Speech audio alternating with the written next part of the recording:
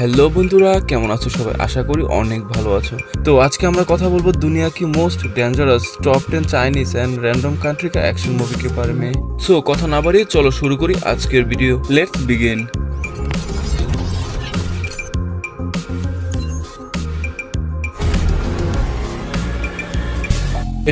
Headshot এমন একটা মুভির প্লটটা একটু স্লো মনে হয়েছে, কিন্তু বিশ্বাস করেন মুভির ফাইট সিনগুলো আপনার মন কেড়ে নেবে। ইকোওয়াইজ হসপিটালের বেডে শুয়ে শুয়ে একটি বাজে স্বপ্ন দেখতেছে একটি মেয়ে তাকে মাথায় গুলি করে একটি ব্রিজ থেকে ফেলে দিচ্ছে।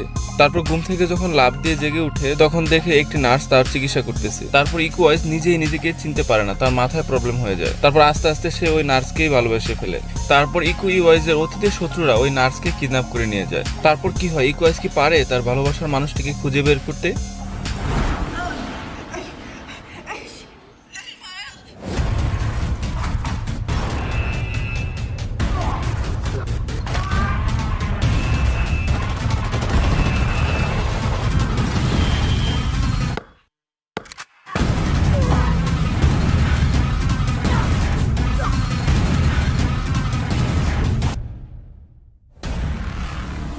I died once.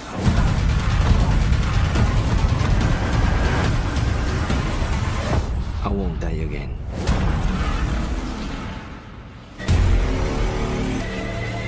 প্যারাডক্স আরো একটি দুর্দান্ত অ্যাকশন মুভি। হংকং এর এক পুলিশ অফিসারের আদরের একমাত্র মেয়েকে কে বা কারা কিডন্যাপ করে থাইল্যান্ড নিয়ে যায়। তারপর তার বাবাও তার মেয়েকে খুঁজতে থাইল্যান্ড চলে যায়। ওইখানে থাইল্যান্ডের এক গোয়েন্দা পুলিশ অফিসার থাকে টনিজা। তারপর টনিজা ওই মেয়েটিকে খুঁজতে তার বাবাকে অনেক সাহায্য করে।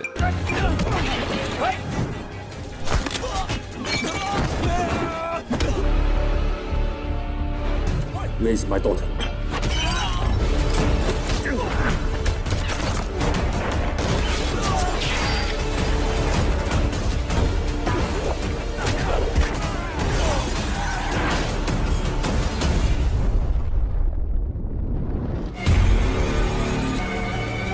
রেড 2 আমার দেখা সর্বকালের সেরা গ্যাংস্টার অ্যাকশন মুভি এটা। ইকোওয়াইজ এই মুভিতে একজন আন্ডার কভার পুলিশ অফিসার হিসেবে কাজ করেন। তাই তাকে একটা মিশনে পাঠানো হয়। মিশনটা হলো এমন, একটা জেলখানার ভিতরে একটা আন্ডারওয়ার্ল্ড দুনিয়ার এক সদস্য জেলখানায় থাকেন। আর তার মিশন হলো ওই জেলখানায় গিয়ে আন্ডারওয়ার্ল্ড সদস্যর সাথে ভালো বন্ধুত্ব করা, তারপর আন্ডারওয়ার্ল্ড দুনিয়ার যত তথ্য আছে সব নিয়ে আসা, যেন পুলিশ অফিসার পুরো আন্ডারওয়ার্ল্ড দুনিয়াকে ধ্বংস করতে পারে।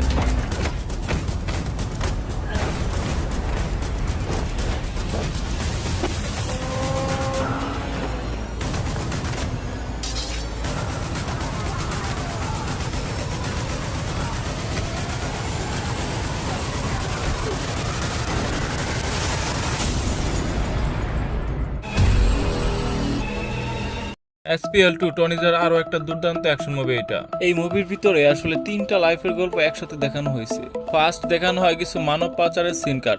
হংকং শহর থেকে প্রায় সময় কিছু মানুষ নিখোঁজ হয়ে যায়।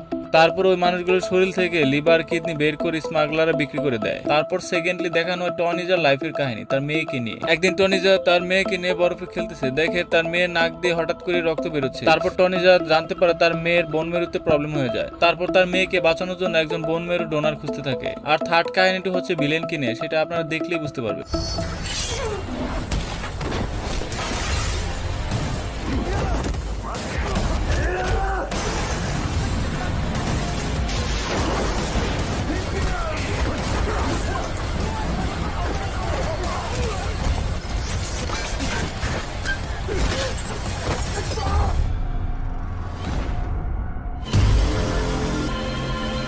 রাইজ অফ দ্য লিজেন্ড আমার মনে হয় চীন দেশের best martial art action movie এটা। এই মুভিতে প্রধান নায়কের নাম থাকে ফেই, যারা আপনার স্ক্রিনের সামনে এখন ফাইট করতে দেখতেছেন।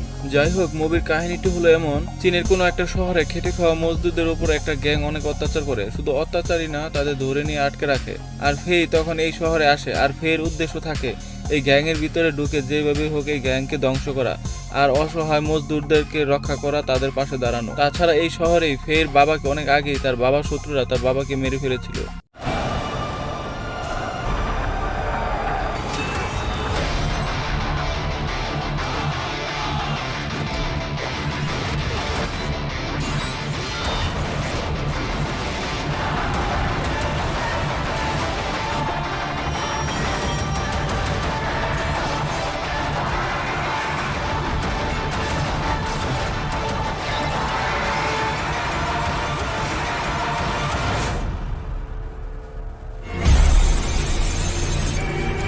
ফিয়ারলেস জেডলির ক্যারিয়ারে দারুণ একটা মার্শাল আর্ট অ্যাকশন মুভি। এই মুভির স্টোরি বলার আগে একটা কথা বলে নেই, ওই যে বলে না মানুষের বেশি অহংকার চলে আসলে একদিন না একদিন তার পতন হবেই। এই মুভির কাহিনীটি ঠিক ওইরকমই, বাট এইখানে অহংকার চলে আসে জেডলির ভিতরে। জেডলির ছোট থেকেই তার মার্শাল আর্ট শেখার খুব ইচ্ছা থাকে, কারণ তার বাবা থাকে একজন মার্শাল আর্ট মাস্টার, কিন্তু তার বাবা তাকে মার্শাল আর্ট শেখায় না। তাই সে লুকিয়ে লুকিয়ে যত দূর দেখে দেখে শিখতে পারে।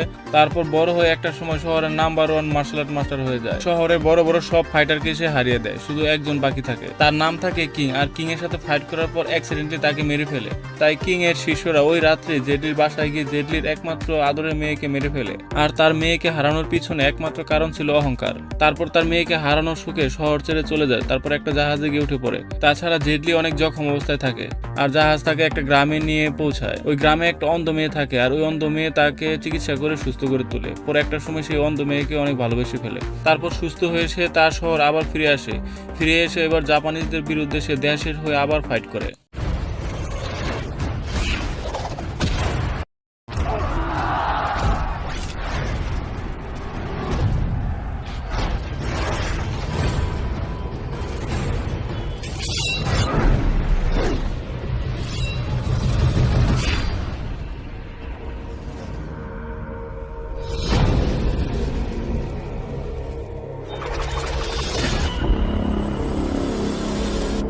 Master Z, Ip Man legacy, Ip Man 1, 2, 3 ইতিমধ্যে যারা এই মুভিগুলো দেখেছেন তাদের জন্য এই মুভিটা বুঝতে অনেক সহজ হবে, কারণ ইপম্যান 3 যেখান থেকে শেষ হয় ওইখান থেকে শুরু হয় এই মুভির কাহিনী।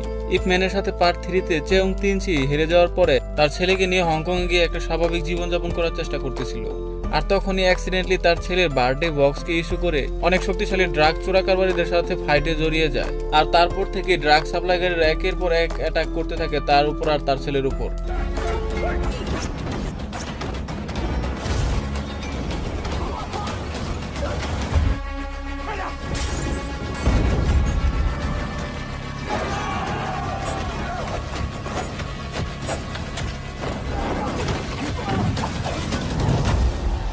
So what now? Mr. Chong.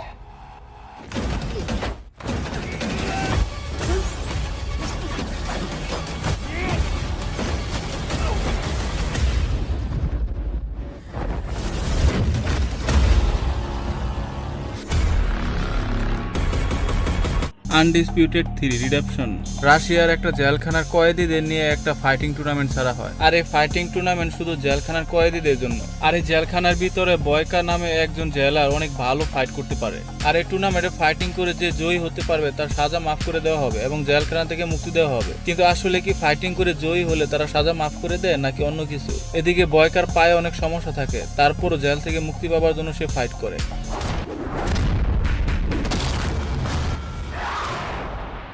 You just saw your lights go out.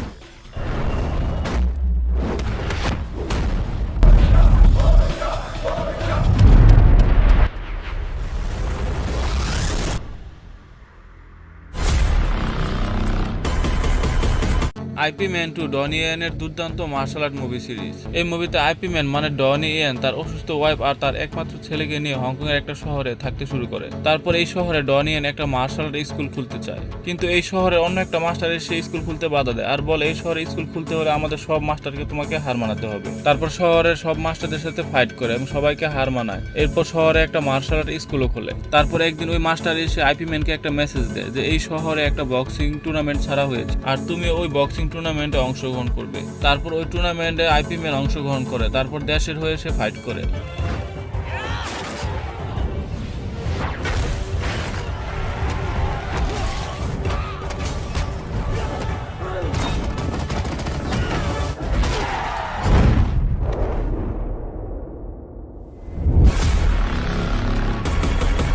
The night comes for us এই মুভিতে দেখবেন একটা গ্যাংস্টারের জীবন কাহিনী।